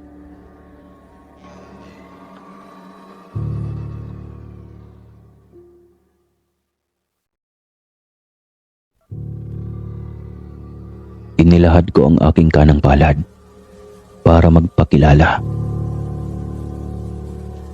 Ako nga pala si Mare. And your name? Tanong ko. Napakamot sa ulong lalaki na tingin ko yata ay mas ikinagwapo nito. Ako si Jake. Sagot nito na ikinakorap ko ng ilang beses. Ang ganda naman ng pangalan mo. Sabi ko at magsasalita pa lang sana nang makitang balisa si Jake. Sinundan ko ng tingin ang tinitigan nito. Yung dalawang babae pala sa di kalayuan. Kilala mo ba sila? Tanong ko. Hinawakan ako ng lalaki sa braso at nakikiusap ang mga matang tinitigan niya ako. I guess you need to go now. Maraming salamat sa pakikipagkilala at mag-iingat ka. Sambit nito na batid kong may laman, pero hindi ko alam kung ano ba ang ibig sabihin niya. Okay. Sagot ko na lamang. Tatango-tangong umalis na ako dahil mukhang nagmamadali ang lalaki. Naisip kong i-enjoy na lang ang buong araw. At masyadong maiksi ang isang linggo kong bakasyon para magsaya. Iilang oras lang naman akong nanatili sa spa at satisfied akong lumabas para bumalik na sa aking kwarto. Baka manood na lang ako ng parade mamaya. Maganda pa naman ang festival. May sayawan, naggagandahang costumes at marami pang iba. Habang naglalakad sa hallway, nagtaka ako nang may maulinigan akong ingay na tila ba umuungol sa di kalayuan. Sapo ang dibdib na napahinto ako sa paglalakad at pinapakiramdaman ang paligid. Sa pagitan ng 3 kwarto ay may isang pinto na nagsisilbing stock room. Habang pinapakinggan ko ang mga ingay ay napagtanto kong doon nagmumula ang mga boses. Bahagyang nakaawang ang pinto kaya naisipan kong sumilip sa loob. Natutup ko ang aking bibig nang makita ang dalawang babaeng kanina ay kasabayan kong maglakad na dahan-dahan na nagbabago ang kanilang mga anyo. Pinilig ko ang aking ulo at kinusot ang mga mata. Hindi nga ako nagkakamali. Nagbabago nga ang kanilang anyo. Hindi ko lubos maisip na may mga aswang palang kayang umatake sa umaga. Base sa aking mga naririnig mula kay Lola noon, ay tanging mga yanggaw lang ang may kakayahang magwala ng ganoon katindi. Hindi ko tuloy alam kung paano gagalaw nang hindi ako mapapagod sa kanilang mga pinagagawa. Sumasalang kaba sa aking dibdib nang makilala ang kawawang biktima. Duguan kasi itong bumagsak sa sahig at napatunghay sa pinto, kung saan ako malapit namang nakatayo. Si Jake. Nakita ko kung paano siya pinagkakalmot ng mga aswang na parang isang nakakatakam na pagkain. Sa bawat pagsayad ng matutulis nilang kuko ay ang pag-ungol nito ng pagmamakaawa at paghingi ng tulong na makaligtas. Hindi pa nakontento ang dalawang aswang ay dinilaan pa ang kanyang dugo at saka pinag-agawan ang kanyang naputol na tenga. Nang sa tingin ng dalawang aswang ay hindi na makakabangon pa si Jake, lumapit ang isa sa kanila at siyang bumuta sa dibdib ng kawawang binata. Namilog ang mga mata ko sa labis na pagkasindak. Diyos ko! Bulong ko. Tigbi-tigbi ang pawis ko sa mukha, liig, maski yata sa singit, dahil sa aking nasaksihan. Sa tingin mo ba ay makakaligtas ka pa, Jake? Walang tawang nakakaligtas sa madugong kamay ng mga eksperimentadong aswang. Anang isa sa mga babae at muli namang dinukot ang mga ito ang laman ng kanyang dibdib. Tumirik ang mga mata ni Jake sa sakit. Hindi naman kinuha ng aswang ang kanyang lamang loob pero tinutudyo siya na parang kailangan niyang magdusa. Napaigik si Jake at sa mahinang tinig ay sumagot. Kahit patayin niyo pa ako, aalingasa pa rin ang sekreto ninyo. Ilalabas ito ng kakampi ko sa tamang panahon. Nanghihinang wika ng lalaki at saka sumuka ng dugo. Galit na lumapit ulit ang isa sa mga aswang at tinadyakan si Jake sa dibdib. Napasigaw siya nang mas bumaon pa ang mahabang kuko ng nilalang sa kanyang katawan. Nanginginig na napaiyak ang binata sa sakit na kanyang nadarama. Kaya naman pagkaramdam ko din ay ako ang kinakatay dahil sa panghihina ng aking mga tuhod. Mamatay ka na! Sa bawat paglublob ng matutulis na kuko ng mga aswang sa loob ng sugat ni Jake, ay unti-unti din akong pinanghihinaan ng tuhod. Muling pinagtutulungan ng dalawa ang kawawang si Jake, pero sa pagkakataong iyon ay nilantakanan nila ang mga lamang loob ng lalaki.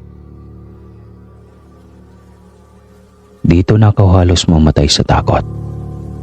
Bumulwak ang masaganang dugo nito na ikinahikbi ko ng tuluyan, bagamat nananatili naman akong tahimik sa aking kinaroroonan. Nanginginig na tinakpan ko ang sariling bibig para wag makalikha ng anumang ingay. Nang marinig kong sumigaw ang isa sa mga aswang ay dali-dali naman akong tumakbo sa kinaroroonan ng elevator at naghihintay na magbukas ito.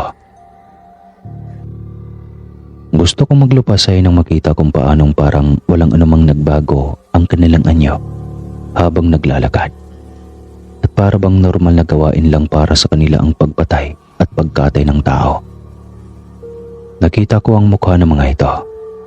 Sila din yung dalawang babaeng nagkasabayan ko kanina sa hallway na may binabalak na masama. Lumakad ng kaswal ang dalawang babae at nagpupunas pa ng kanilang mga bibig.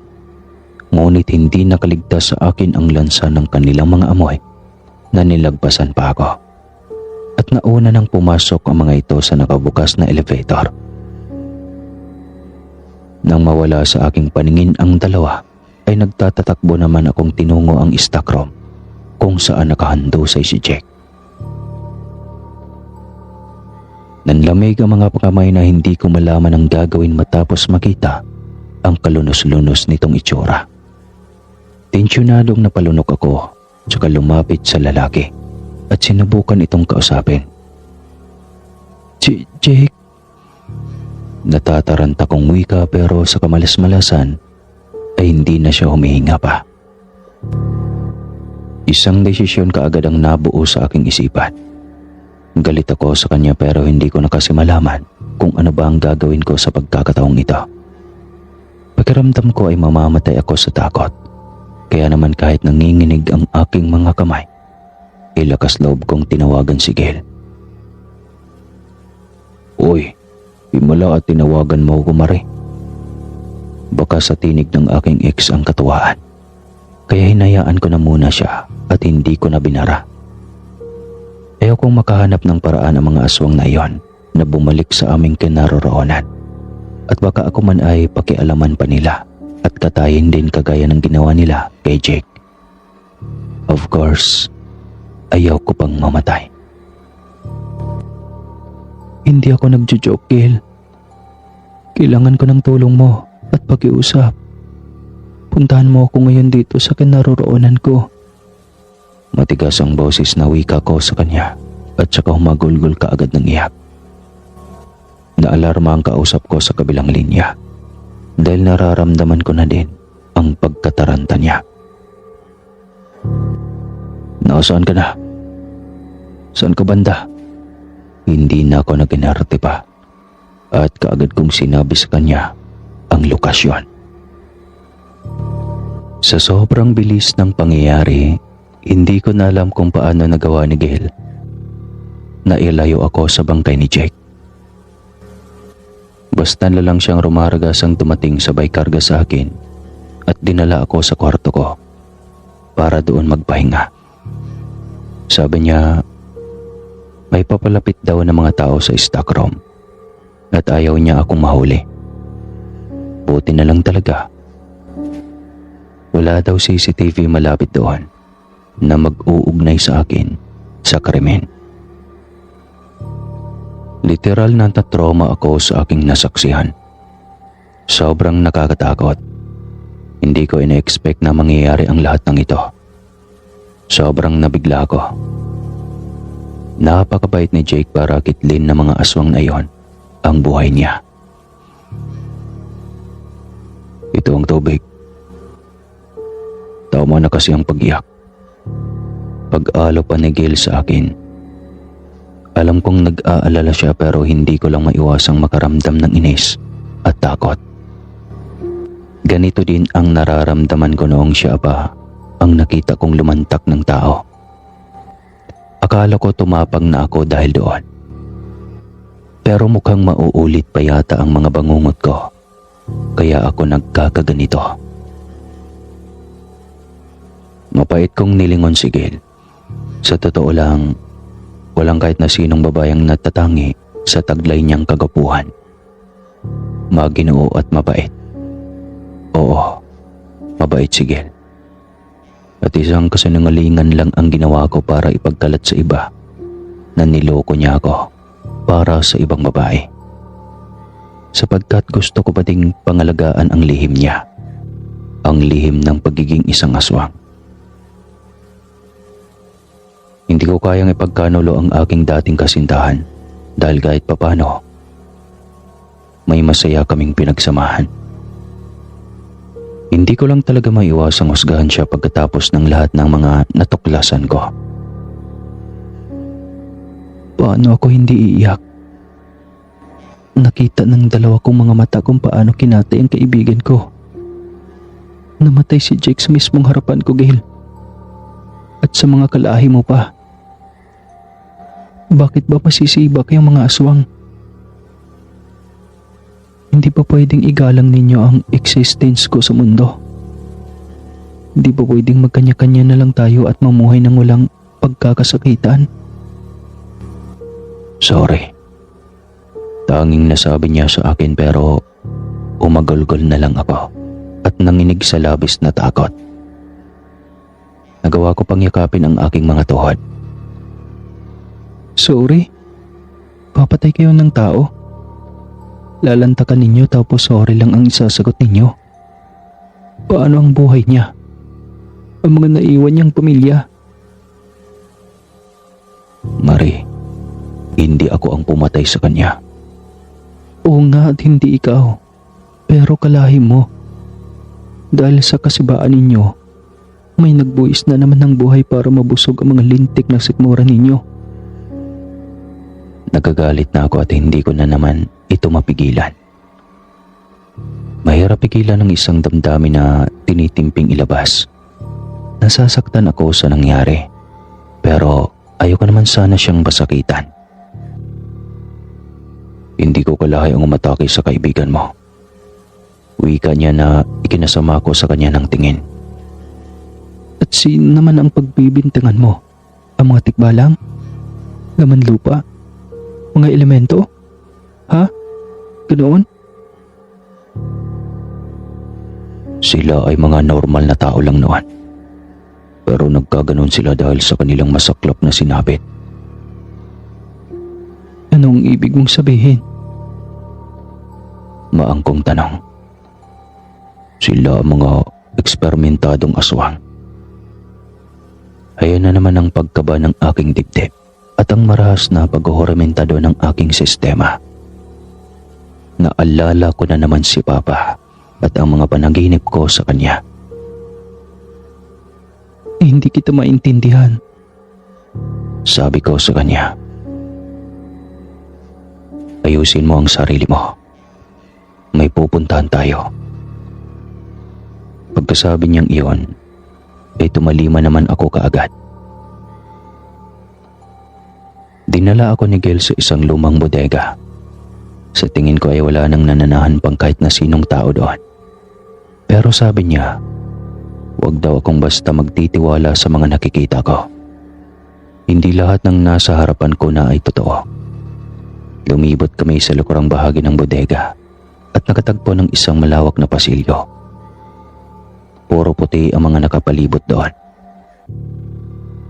Saan tayo pupunta? Magtiwala ka lang. Hindi kita ipapahamak. Naglakad na nga kami hanggang sa tumambad na naman sa akin ang isang pinto. Binuksan ni Gil nang walang paalam at bumungad sa amin ang mga naglalakihang aparato. May tunog pa ng mga makina at mga sari-saring kimikan.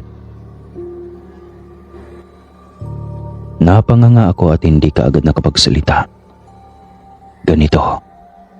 Ganitong-ganito ang mga aparato na nakita ko sa aking panaginip. Mangyak-ngyak na hinarap ko si Gil. Anong ibig sabihin nito? Tanong ko sa kanya. Malungkot niya akong hinarap. Ilang beses kong kinausap ang papa mo na huwag nang gagawin pa ang mga bagay na ito. Pero matigas ang ulo niya. Malungkot niyang turan sa akin kaya naman nagulat ako nang marinig na may umubo sa di kalayuan. Oh, Mare, anak. Pakiramdam ko, pinasabugan ng bomba ang puso ko nang makita ko ang aking ama. Ibang-iba na ito ngayon. May kapayatan, nanlalalim ang mga mata at hindi na yata natutulog. Papa? Hindi na ako nag-isip pa at kaagad na akong nagtatatakbo papalapit sa kanya. Hindi ako magkandamayo sa pag-haplos sa kanyang muka at makailang beses ko siyang pinupog ng halik sa pisngi. Papa! Muli kong sigaw at nag-iyakan naman kaming dalawa. Halos pumalahaw na kami dahil sa pagpigil ng aming mga damdamin. Buhay ka, Papa? Sumigok ako at muli siyang niyakap ng mahigpit. All of my life, wala akong ibang pinapangarap kundi ang makasama lang si Papa. Siya lang naman kasi ang malapit sa akin. Buhay ako, anak. Pasensya na at kailangan ko magtago. Pero, bakit nga ba, Papa? Mapait kong wika sa kanya.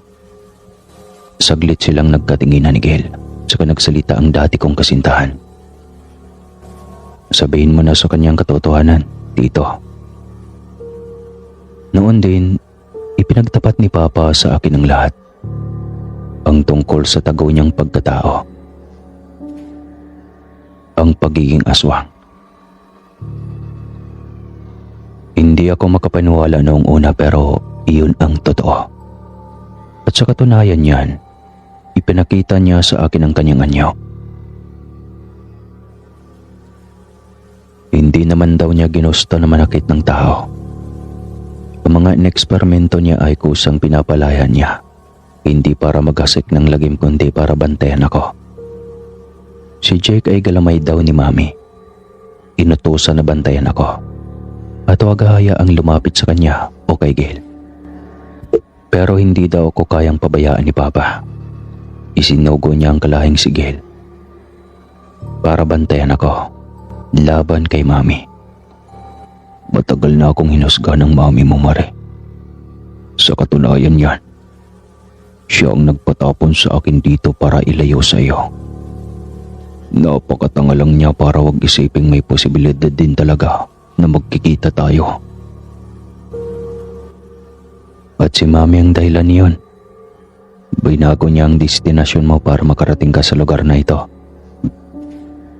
Sabat ni Gil. After all, napagtanto kong hindi naman pala masama ang maging isang aswang. Sadyang wala lang silang magpagpipilian, kaya sila nabuhay at namulat sa kanilang isinumpang katauhan. Masaya daw ang naging pagsasama ni na Mami at Papa noon.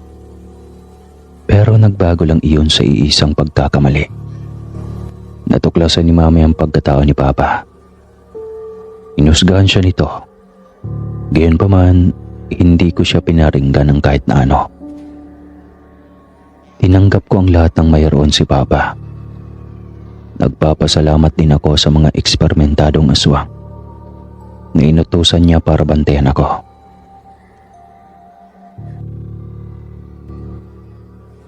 At nang gabing iyon, nagpa siya akong matulog sa laboratorio ni Papa. Nangako sila ni Gil na babantayan ako pagkat kontrolado naman nila ang kanilang mga pagkatao. Nagpasalamat ako sa kanila. Matiwasay kaming nahiga ng gabing iyon. Nasa loob ako ng kwarto, samantalang nasa labas naman sila. Ilang sandali akong nagpabiling-biling sa higaan. Nahirapan ako sa pagtulog. Maya-maya pa, nakaramdam ako ng hulas. May naulinigan akong ingay. Kunot noong bumangon ako. Pinakiramdaman ang paligid. May naririnig akong ungol ng aso. Halos hindi ko na nga makita ang paligid dahil sa dilim. Pero nilakasan ko pa din ang aking loob para malaman kung ano ba ang nangyayari sa labas.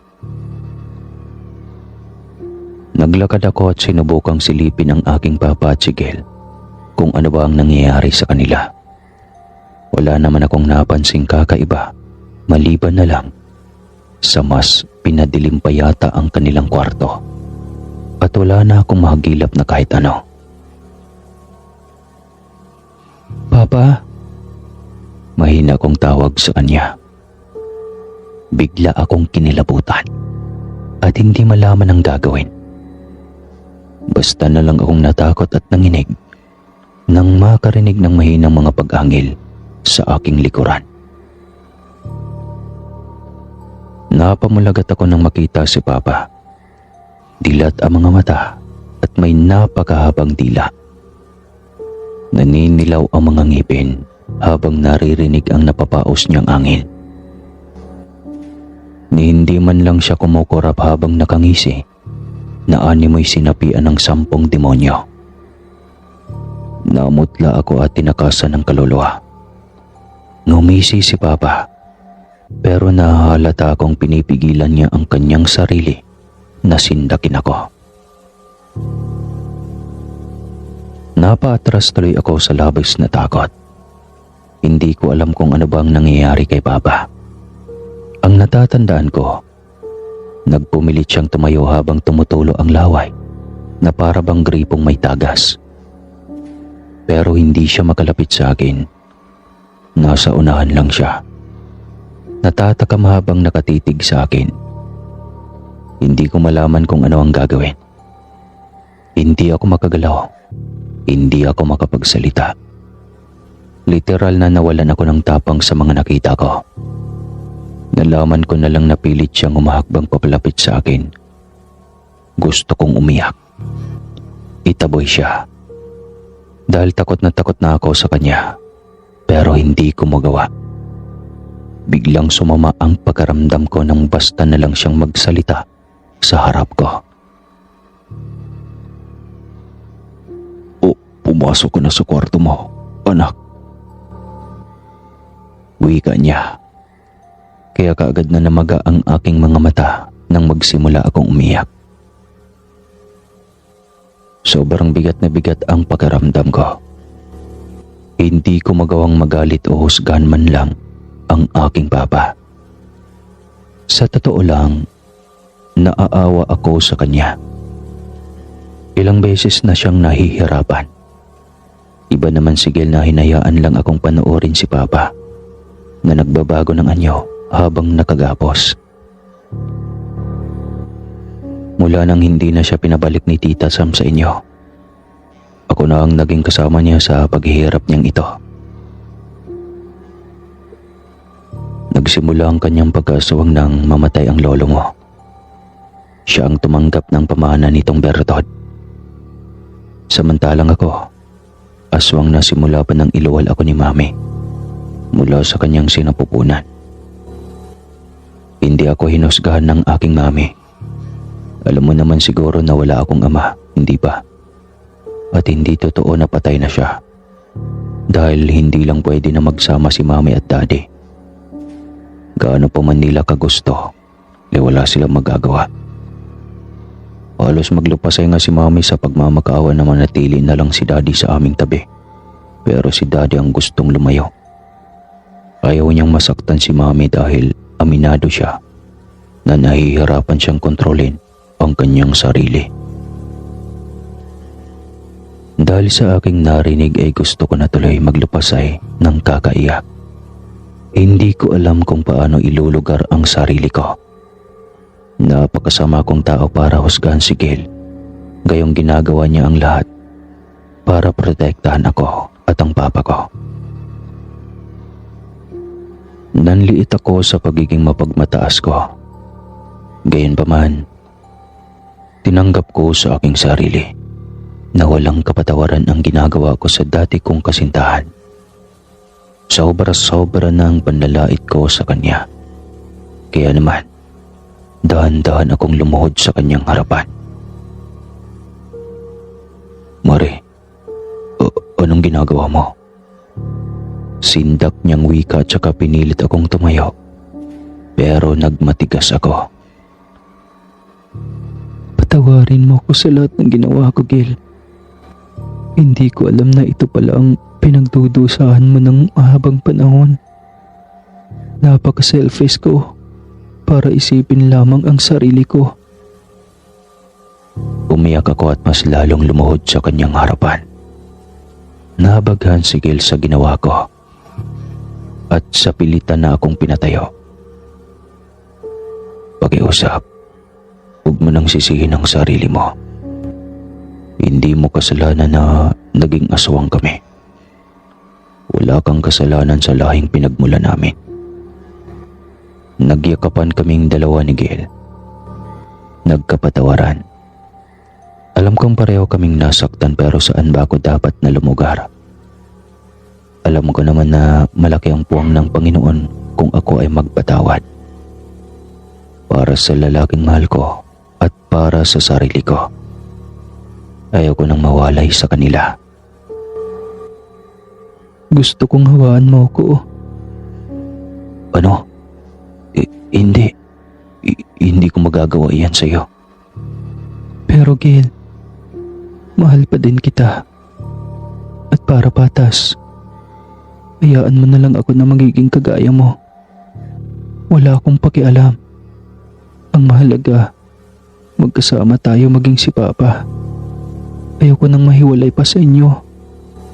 Hindi mo pa alam kung gaano kalupit ang mama mo, Iha, Mare. Sabat naman ni Papa na nagbalik na sa kanyang pagiging tao.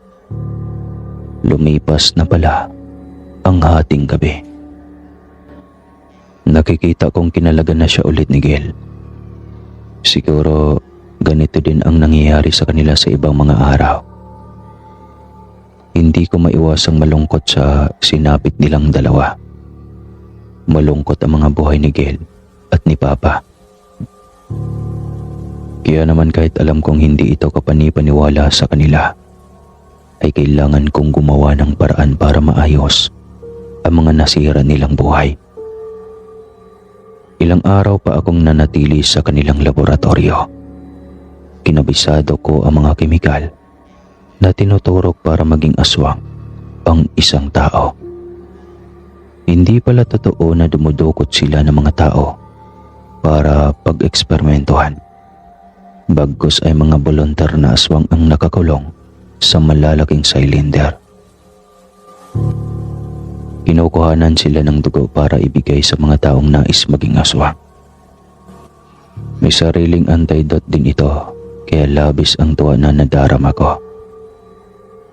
Magagamit ko ang mga bagay na ito para turuan ng leksyon ang isang tao. Naging maayos naman ang pag-uusap namin ni Papa. Masaya siya at muling sumigla nang magkasama kami. Ako man ay labis na nakaramdam ng saya. Sa totoo niyan ay halos ayaw ko na siyang iwanan ng kinakailangan ko nang bumalik sa Maynila. Mamimiss kita, anak. Wika niya sa akin. kaya napayakap ako kay Papa ng mahigpit. Hindi niya ako kailangan na mamimiss dahil magkakasama din naman kami kaagad. Pa, babalik din ako. Kailangan ko lang ayusin ang aking mga gamit at pagpapalipat sa Mami ni Gil ng trabaho ko rito. Balak ko kasing magpa-reassign nang sa gayon ay magkasama na kami ni Papa. Hindi ko kailanman akalaing mangyayari pa ang mga bagay na ito. Kaya susulitin ko na ang mga bagay na nakapagpapasiya sa akin ng gusto. Baka pakialaman ka na naman ng mama mo sa mga gusto mong gawin, anak. Nakontrol nga niya ako, hindi ba? Papa, wala siyang kahit na anong bagay na maipapanakot sa akin. Masahol pa siya sa aswang kaya hindi ko nagustuhan ang ugali niya. Magtutuos kami sa pagbabalik ko.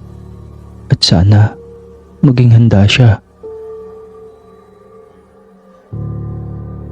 Kasama ko si Gil sa pagbiyahe na hindi ko man lang napansing na ibalita ang pagkamatay ni Jake dahil wala akong nakita sa dyaryo man o telebisyon. Malakas ang pagkaramdam ko na may kinalaman na naman dito si Mami. Kung sana lang tinigilan na niya ang pangingialam sa buhay ko, mas masaya siguro. Hindi niya ako magagawang kontrolin kagaya ng ginawa niya kay Papa. Lalaban ako. Tao lang siya. Nakakatawang isipin na mas takot pa ang mga aswang sa kanya. Hindi ko alam kung anong klaseng kamandang meron siya at nagagawa niyang sindakin ang lahat ng dahil lang sa kagustuhan niya. Walang sino man ang pwedeng humusga kay Papa.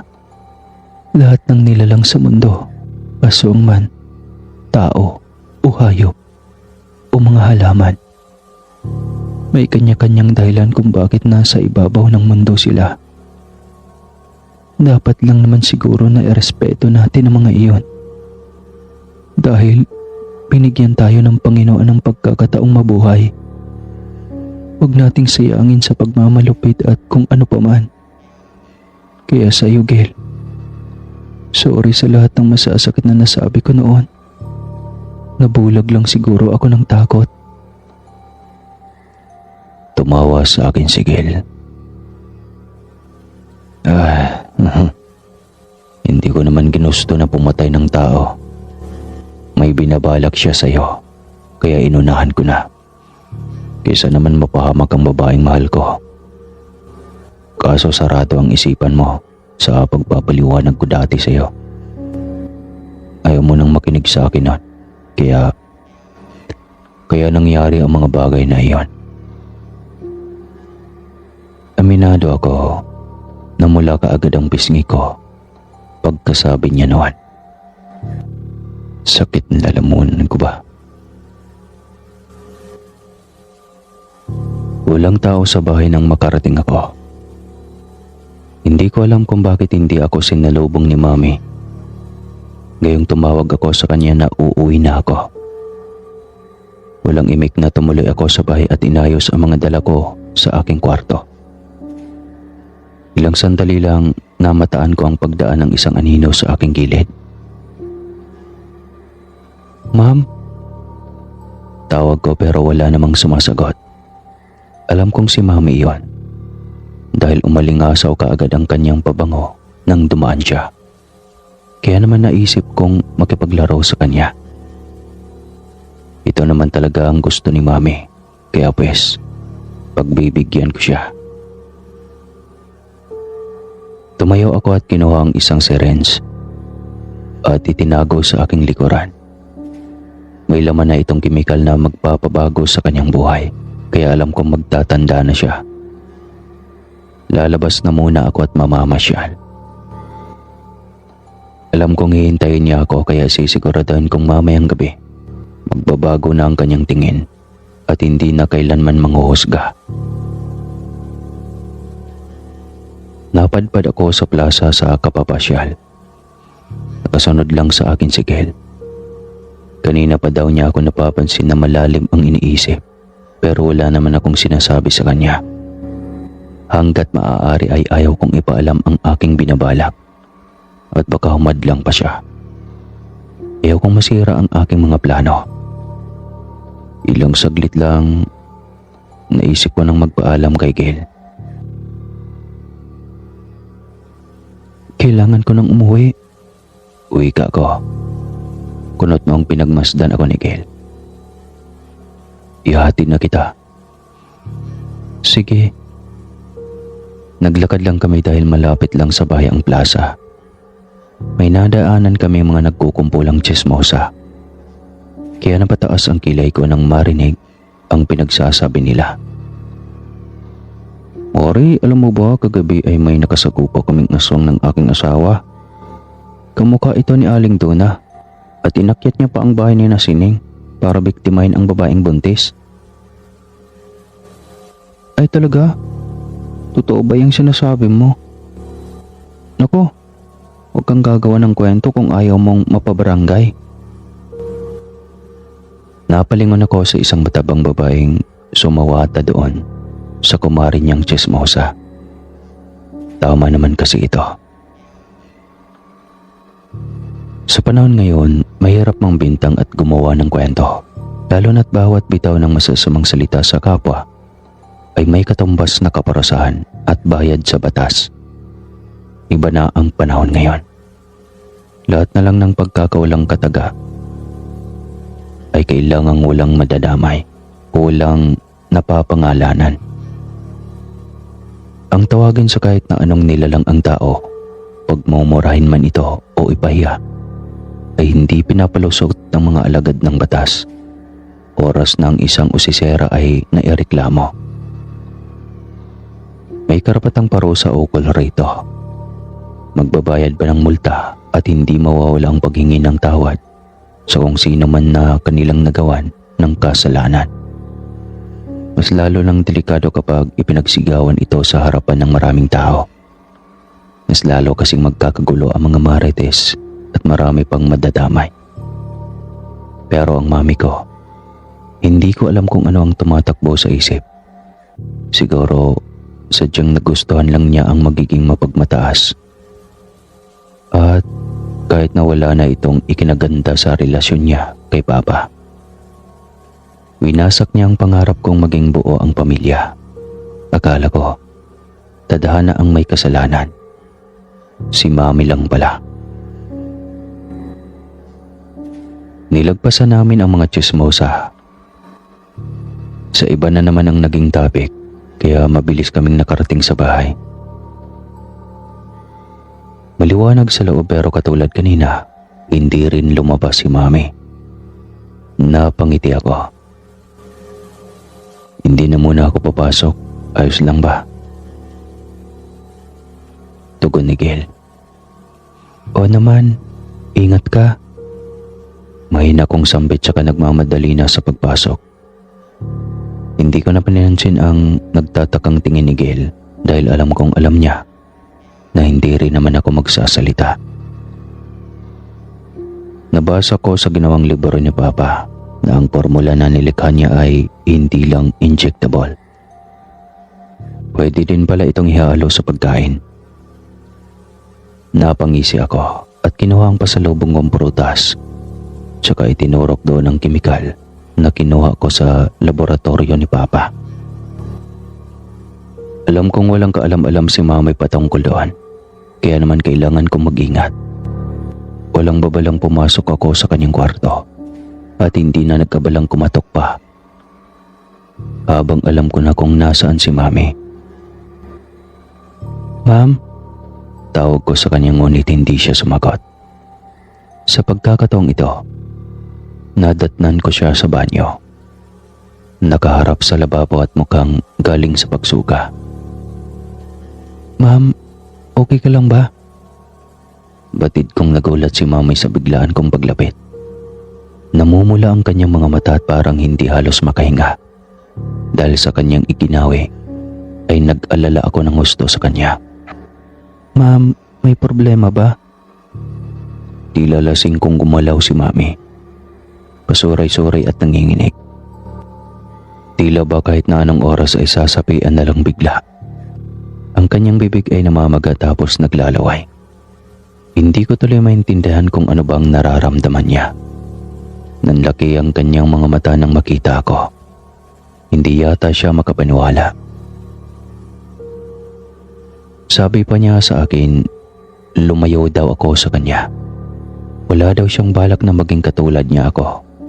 Kaya napakunot ang aking noo sa kanyang sinabi. Hindi ko siya maintindihan. Bigla akong kinabahan sa kanyang kinikilos, lalo na't dahan-dahan siyang nagbabago ng anyo, na para bang may kung anong kababalagang nangyayari sa kanya. Ilang saglit lang, sumingasing si Mami na parang isang mabangis na hayop. Gayon na lang ang pagkataranta ko. Anong nangyayari?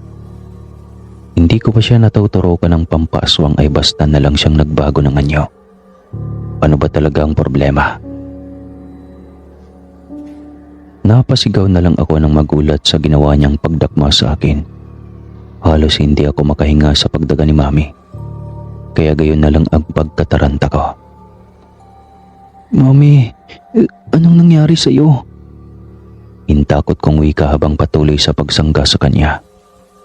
I swear, nakakatakot talaga si Mami. Naging isa na siyang aswang. Kaya naman gumawa ako ng paraan para makalayo sa kanya. Sinipa ko ang kanyang tiyan na ikinaangil niya at ikinaatras. Tsaka nagtatatakbo papalayo sa kanya. Halos hindi ko na malaman ang aking gagawin. Kaya dumiretso ako sa kwarto at nanginginig na tinawagan sa cellphone si Gil. Nakailang ring lang ang aking narinig at sinagot na kaagad ni Gil sa kabilang linya. Tsaka ko naman narinig ang malalakas na bayo ni Mami sa labas ng pinto. Gil, tulungan mo ako. May nangyayari kay Mami. Hindi na siya nagtagal pa sa pakikipag-usap at nangako nang pupuntahan ako kaagad. Tsaka ko naman nakita ang pagkalampag ng doorknob, kaya gayon na lang ang aking takot. Pakiramdam ko, katapusan ko na. Nagmandali ako sa pagtago sa ilalim ng kama para kahit papano ay makaligtas ako mula sa tiyak na kapahamakan. Ngunit kinilabutan lang ako nang makita ang pinto na kay lakas bumulagta sa sahig at tumakbang papasok ang mga pares na mga paa na alam kong kay Mami. Mangyak-ngyak akong napaantanda at hindi na gumalaw pa sa aking kinaroroonan. Nararamdaman kong sinisinghot ni Mami ang buong kwarto. Tila ba inaalam niya na kung nasa loob lang ba ako o hindi na, o baka nakatakas o nagpakalayo-layo. Kabadong nakiramdam ako sa paligid. Halos hindi ko na matanaw ang paa ni Mami na papunta sa banyo. Mukhang hinahanap niya talaga ako kung saan ba ako posibleng naroroon. Kahit masikip sa ilalim ng kama, ay hindi ko maiwasang matakot nang makita ang resulta ng pagkaaswang kay Mami. Hindi ko pa nga siya natuturukan sa lagay na iyan, kaya alam ko na ngayon na hindi nga isang magandang ideya ang gawin siyang aswang. Dahil ako kaagad ang punterya niyang biktimahin. Hindi ko naman alam na ganito pala ang kahantungan niya. Akala ko nga, magbabago ang kanyang anyo tapos matatakot siya. Kalaunan, magwawala at makikiusap na ibabalik siya sa dati. Hindi yung ganito na basta na lang magbabago ng anyo tapos susugurin ako. Nakahinga ako ng maluwag nang mapansin kong tumahimik ang paligid. Para lang din masindak ng basta na lamang siyang tumambad sa aking harapan. Isang nakakasindak na sigaw kaagad ang aking pinakawalan nang magkatitigan kaming dalawa. Wala akong nagawa ng maras niya akong hinila palabas ng kama, kaya nagsisigaw kaagad ako. Pakawalan mo ako, ma'am. Nang gagalaiti kong wika. Hindi ko alam kung paano siya naging aswang. Basta ang alam ko, hindi ako ang dahilan niyan. Malakas ang kanyang mga brasong ibinalya ako kaya tumama ako sa center table sa labas.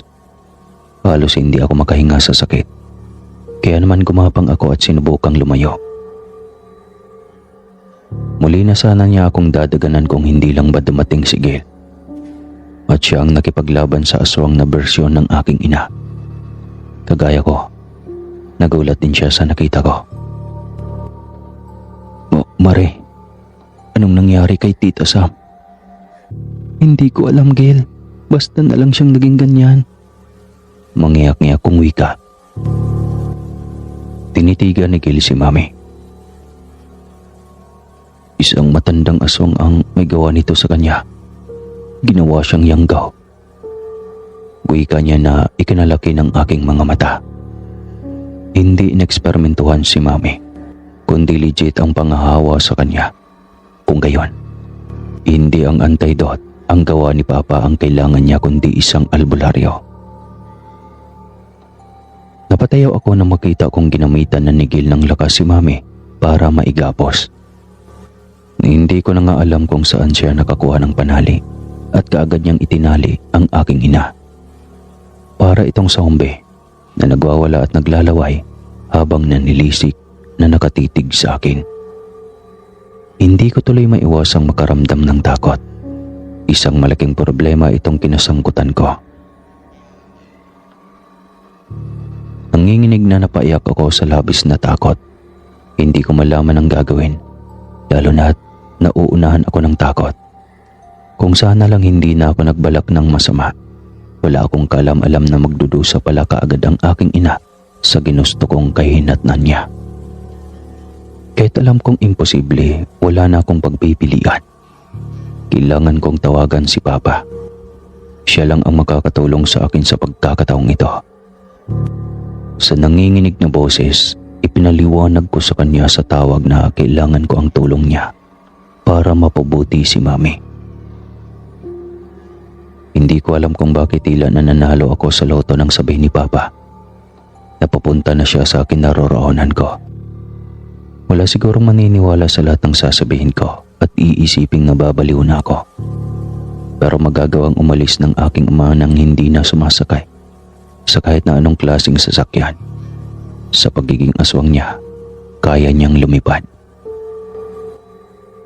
Ilang oras ang dumaan, nakita ko nga ang paglapag ng isang malaking ibon sa ibaba ng kalsada. Walang anumang naganap ito ng paraan para makalapit hanggang sa makapasok siya sa bahay. Ni hindi na nagulat si Gil nang makita siya. Huwag kayong mag-alala. Binabantayan ni Risa ang laboratorio. Tukoy niya sa kanyang sekretarya na minsan nang nagpakita sa akin sa hotel na tinutuluyan ko. Nakaramdam ako ng ginhawa ng malaman na buhay sina Papa at Risa. Kaya naman alam kong may pag-asa pang mabuo ang aming nasirang pamilya. Kung bibigyan ni Mami ng isa pang tsansa ang aking ama para patunayan ang kanyang sarili, siyempre ay hindi naman ako papayag na basta na lang kaming magkalimutan. Kaya alam ko magiging maayos din ang lahat. Sana lang bumalik na din sa dati si Mami. Hindi ko alam kung ano ang nangyari at nagbago ang ihip ng hangin nang pumasok si Papa sa kinaroroonan ni Mami. Biglang naging maamo ang aking ina. Nanlalaki ang mga mata at hindi makapaniwala habang pinagmamasdan ang aking Papa. Luigi, buhay ka? Buhay nga ako, mahal. Pasensya na kung hindi kita sinunod sa pagkakataong ito. Napilitan akong magpakita sa iyo. Kinakailangan na kasi kitang gamutin. Kay bilis bumaha ang luha sa mga mata ni Mami nang makita ang aking Papa. Hindi ako nagagalit sa iyo, Luigi. Sa katunayan, ako ang nahihiya sa iyo. Hindi ko akalaing magkakaroon pa tayo ng pagkakataon na magkita muli. Sobrang namimiss na kita.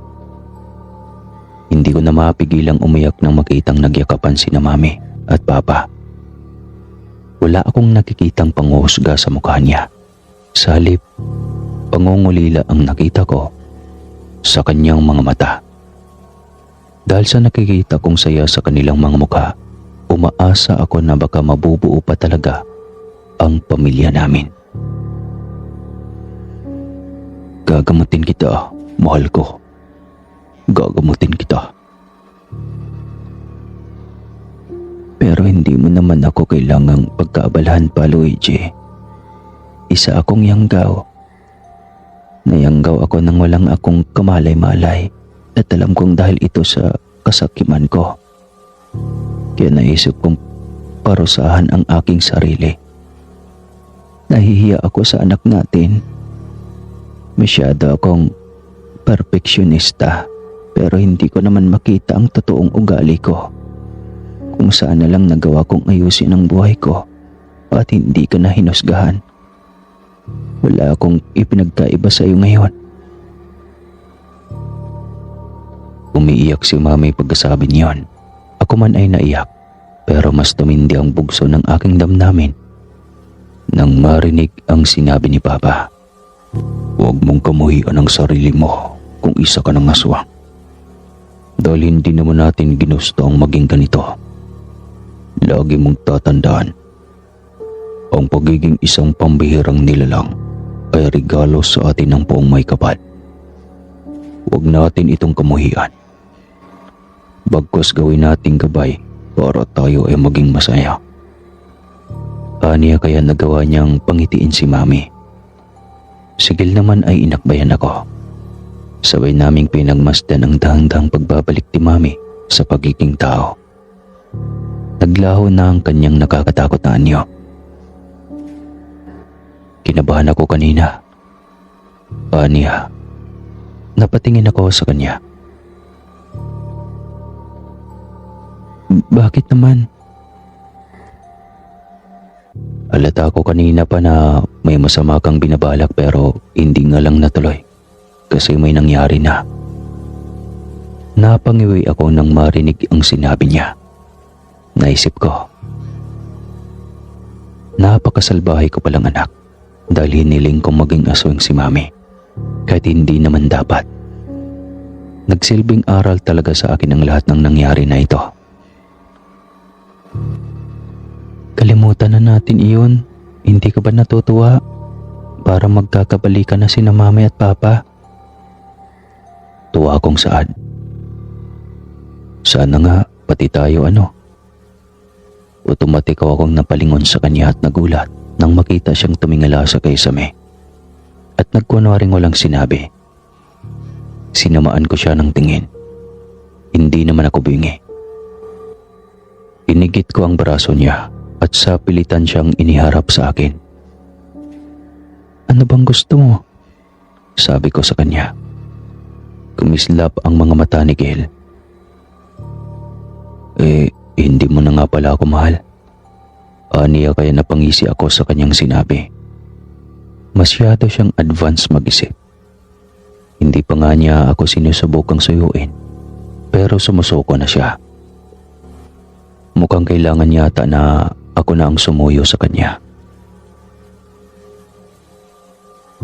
Tuluyan ko nang hinarap si Gil at hinayaang pumatak ang luha mula sa aking mga mata. Wala akong pakialam kahit aswang ka man, Gil. Nung una pa lang, hindi kita dapat hinusgahan. Galit na galit ako sa iyo noon. Pero, nung malaman kong ang ama ko pala ay kalahi mo din, kung sino pa ang mga aswang ay sila pa ang mga bababait. Matataas ang respeto sa kapwa. Maraming pinapaniwala ang makakabuti sa amin. Alam kong minahal mo ako ng totoo. Mangiyak-ngiyak kong drama sa kanya. Nakipagtitigan sa akin si Gail. Ano ngayon ang plano mo? Tanong niya. Bumuntong hininga ako at nginitian ang tanging lalaking minahal ko sa pagdaan ng panahon. Mariin ko siyang hinalikan at niyakap. Ang plano ko ay magpakasal sa iyo.